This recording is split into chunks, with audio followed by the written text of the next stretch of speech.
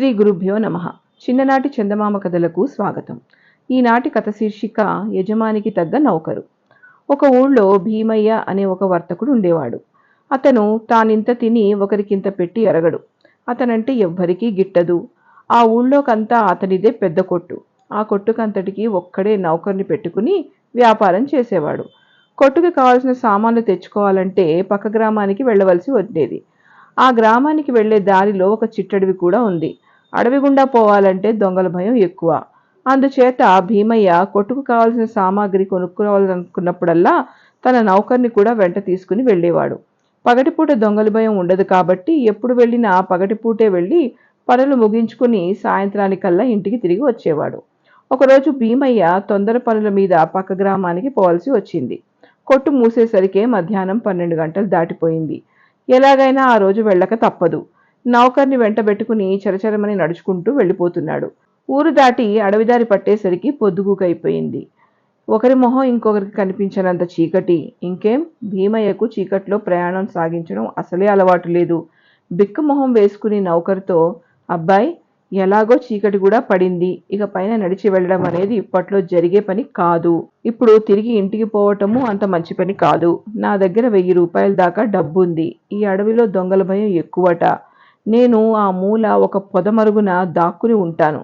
నువ్వు మాత్రం ఈ రస్తా మీదే తెల్లవారేదాకా మేలుకొని పడుకో. తెల్లవారగానే ఇద్దరం బయలుదేరి పోదాం అని చెప్పి పైకొంగులోంచి ఒక పావలా బిళ్ళ తీసి నౌకరు చేతిలో పెట్టాడు. నోరు తెరిచి అడిగితేనే గాని డబ్బు ఇచ్చేవాడు కాడు. అలాంటిది ఇప్పుడు అడగకుండానే పావలా కాసు ఇచ్చేసరికి నౌకరు లోపల మురిసిపోయాడు. చీకట్లో తెల్లనాణం తలతలా మెరిసిపోతుంది. సరేనని నౌకరు దారికడ్డంగా పడుకుని నిద్రపోయాడు.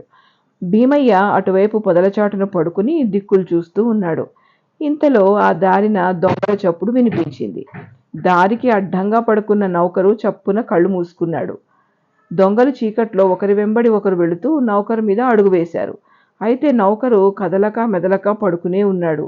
అందులో ఒక దొంగ, ఒరేయ్, ఇదేమిటో పెద్ద కొయ్యమొద్దులాగుంది, అవతలికి లాగండ్రా అని కేకవేశాడు. నౌకరుకు భయం వేసి, నేను కొయ్యమొద్దును కాదు, గియ్యమొద్దును కాదు, ఇదిగో చూడండి, నా దగ్గర పావలా బిళ్ళ ఉంది, నేను నిజంగా మనిషినే అని పడుకునే చెప్పాడు. ఇది వినేసరికి దొంగలంతా పోగై చీకట్లో నౌకర్ని తన్ని ఆ పావలా బిళ్ళ కాస్త కాజేశారు. నౌకరికి కాళ్ళు వణికిపోయి, నన్ను కొడితే మీకేం లాభం, అదిగో ఆ పొదల చాటున పడుకున్న ఆయనను కొట్టినా బోలెడంత డబ్బొస్తుంది అన్నాడు. వెంటనే దొంగలు నౌకర్ని వదిలిపెట్టి పొదల చాటున దాక్కున్న భీమయ్యను పట్టుకుని చావబాది అతని దగ్గరున్న ధనమంతా గుంజుకుని వెళ్ళిపోయారు. భీమయ్య దెబ్బలకు తాళలేక కుయ్యో ముర్రోమంటూ రస్తా వైపుకు వచ్చాడు. అక్కడే ఉన్న నౌకరు భీమయ్యను ఓదారుస్తూ వీపుపైన దుమ్మంతా దులిపాడు.